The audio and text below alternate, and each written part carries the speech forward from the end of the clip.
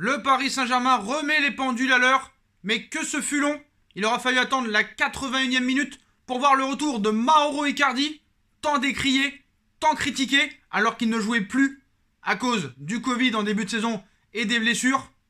Moïse Kean, de plus en plus bon, encore buteur ce soir, 4e but lors des 5 derniers matchs, 11e but, toute compétition confondue, avec le Paris Saint-Germain en 14 matchs je crois. Et franchement, forcé de constater que maintenant, je pense que vous devez vous excuser auprès de Mauro Icardi, parce que quand vous critiquez un joueur alors qu'il ne joue pas, c'est honteux. Si tu critiques Icardi, qu'est-ce que tu fais de Mbappé? Parce que ce soir, on me dit que Mbappé a fait un bon match, que sa partie était cohérente parce qu'il a dribblé 2 joueurs de Brest, frère. Mais au niveau des buts, on en est où? Alors certes, la première demi-heure, c'était pas mal, mais ça reste contre Brest. Et moi, je suis désolé, quand tu vois le cyborg cet après-midi, Haaland, qui te met à doubler, mais il te met pas des doublés, il te met des buts exceptionnels, le mec. Haaland, frère, c'est plus un cyborg, c'est un robot, le mec. Quand tu vois encore Messi, bientôt 34 ans, qui te tape encore une masterclass cet après-midi avec 2 buts exceptionnels, et on trouve des excuses à Mbappé parce qu'il dribble 2 joueurs sur le but de Icardi, c'est honteux, frère. Quelle cohérence, frère. Il sert à rien, le gars. Alors certes, sur le deuxième but, c'est exceptionnel ce qu'il fait. D'accord, il élimine 2 joueurs. Mais qu'est-ce qu'il a fait avant? Alors certes, physiquement, il est un petit peu mieux. Mais contre Brest, frère, contre Brest, en plus Brest, qui n'a pas refusé le jeu. Alors franchement, je vais dire la vérité. Qu'est-ce qu'on pense réellement de ce match en toute objectivité? Parce qu'on va pas voir que du noir. On est quand même supporter du Paris Saint-Germain. On est quand même content de cette victoire large et nette. Mais force est de constater que la première mi-temps, surtout la première demi-heure, était vraiment pas mal. Voilà. C'est ça que j'appelle vraiment du haut pressing. C'est ça que j'appelle mettre de l'intensité. Voilà.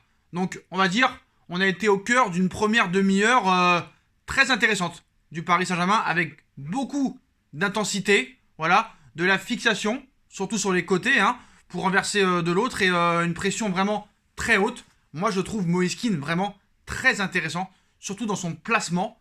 Franchement, le gars, pour moi, à 20 ans, il a tout pour être un crack. Franchement, Moïse Kean, frère, on n'en parle pas assez. Et on est en train de m'expliquer que le mec à 20 ans, qui te met presque un but par match, 30 millions, c'est trop cher. Mais vous avez vu où alors? Si Moïse Kean c'est trop cher, mais Mbappé 180 millions, c'est quoi, frère? Faut arrêter au bout d'un moment. Le mec marque à tous les matchs. Alors stop à un moment donné, voilà. Alors Moïse Kean, hein, qui ouvre la marque dans son style si caractéristique, qui lui va si bien. Franchement, il est très bon.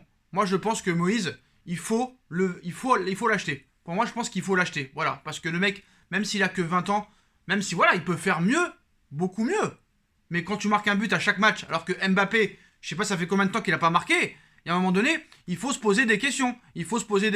Voilà. Alors moi, vous allez me dire, oui, mais Mbappé, c'est bon, d'accord, il a pas marqué, mais il a servi. Regarde, il fait encore une passe décisive. Bah, heureusement, frère. C'est le minimum syndical, vu qu'il marque pas un but. Et je suis désolé. Voilà. Moi, franchement, ce soir, bah, je suis désolé. J'ai plus pris de plaisir à regarder le Borussia Dortmund contre le Red Bull Leipzig et le Barça cet après-midi contre Grenade que ce soir le Paris Saint-Germain. Je suis désolé. Voilà. Il aura fallu attendre la 81e minute pour voir un éclair de génie parce qu'il élimine 2 joueurs sur le côté. À un moment donné, stop. Donc moi, je vais revenir un petit peu sur le positif avant de parler du négatif, parce que du négatif, il y en a, surtout sur quelques joueurs, parce que voilà, on va pas taper que sur Kylian Mbappé, on va taper aussi sur d'autres joueurs, surtout Monsieur Angel Di Maria. Hein.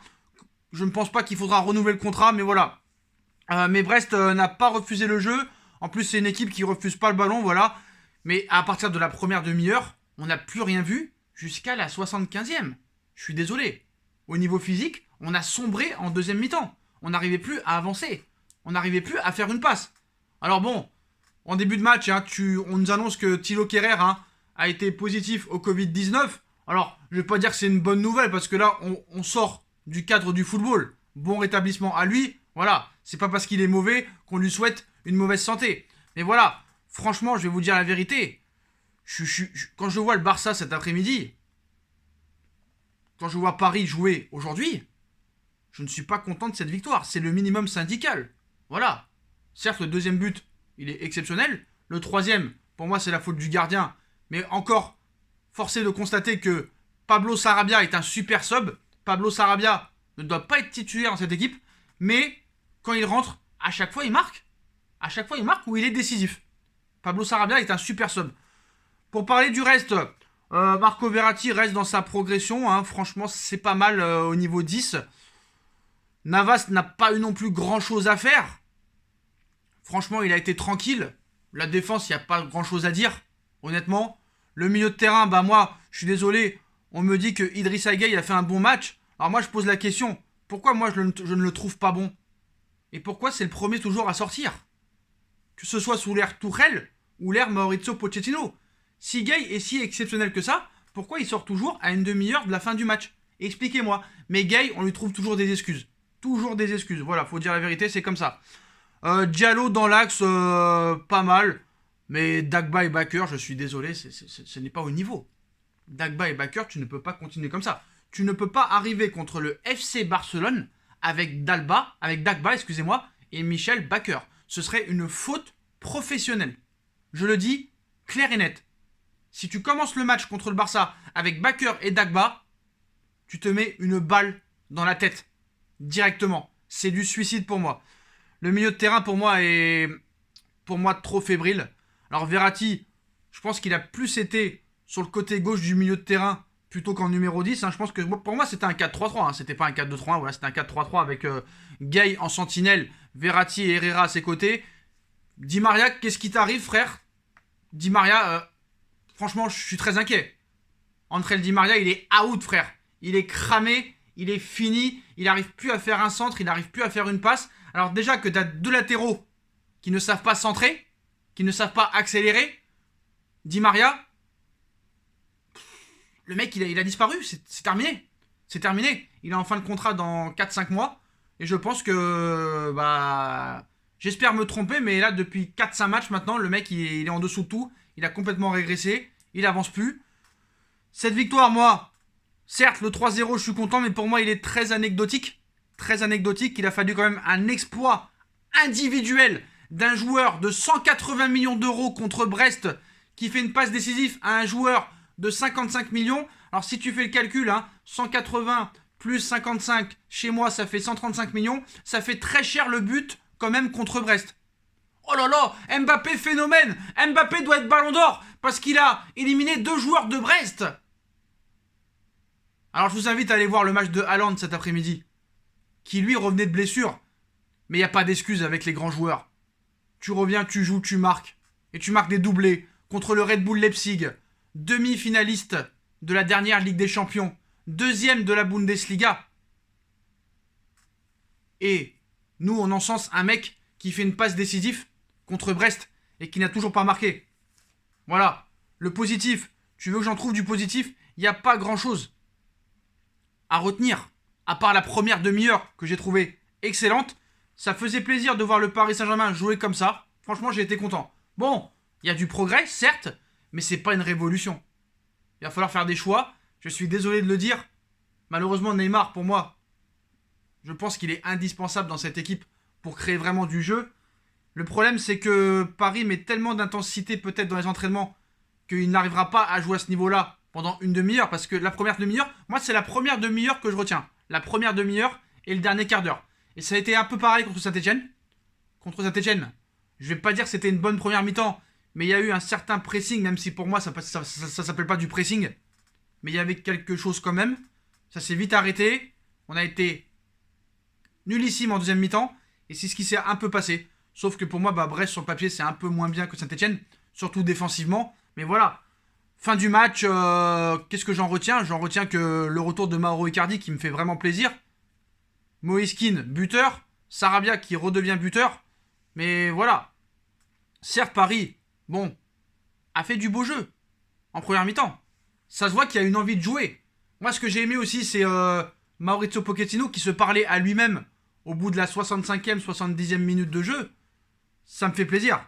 Moi, franchement, de revoir Mauro Icardi, ça fait plaisir. On voit que Maurizio, franchement, il voit qu'il y a eu des problèmes entre la 35e et la 70e minute. Ça se voit, voilà. Il va pas te dire... il va pas faire comme le Tourelle, s'asseoir comme ça et ne plus rien dire. Il a vu qu'il y avait des problèmes.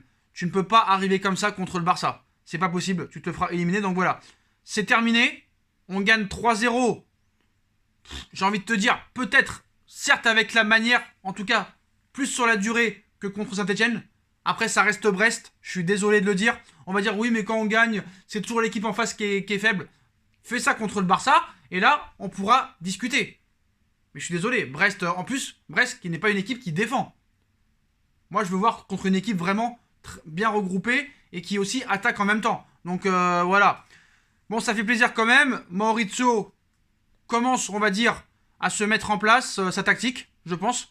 Ça joue bien quand même. Voilà, ça a mieux joué. Il faudra confirmer sur la durée, surtout contre Marseille. Mais clairement, il y a de quoi être optimiste quand il y aura le retour des blessés, surtout avec Neymar, Florenzi, Rafinha aussi, qui est pour moi le meilleur Parisien au milieu de terrain en première partie de saison. Il faudra encore bosser beaucoup, mais ça sent bon, voilà. Bon, c'était sûr qu'on allait aussi minimiser l'apport d'Icardi ce soir, mais c'est que Brest en face, hein, voilà. Et où on a compris quand même que pour le coup, il revient en marquant et en faisant une passe décisive.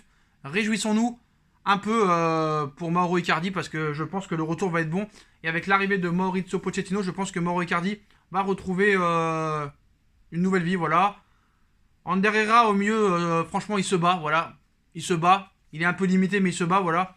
Beaucoup mieux que face à Saint-Etienne, par exemple. Peu de déchets. Il a eu une bonne activité, Herrera, à la récupération, je trouve. Il a fait du bien dans l'entrejeu pour maintenir, on va dire, un peu d'équilibre. Notamment après la sortie de Gay. Et match assez solide. Pour moi, l'homme du match, j'ai envie de te dire, vraiment, j'en ai pas vraiment. Hein. Franchement, pour moi, ça a été un collectif plutôt ce soir qu'un homme du match. Je ne saurais pas dire l'homme du match. Franchement, je ne saurais pas dire l'homme du match. Voilà, pour moi, l'homme du match, ça a été, on va dire, l'équipe entière. Parce que, voilà, quand même, il y a eu du mieux. Mais il faut se calmer quand même, c'est que Brest. Et moi, j'attends de voir contre Marseille déjà. Ce sera le premier test de Maurizio Pochettino. Tchuss.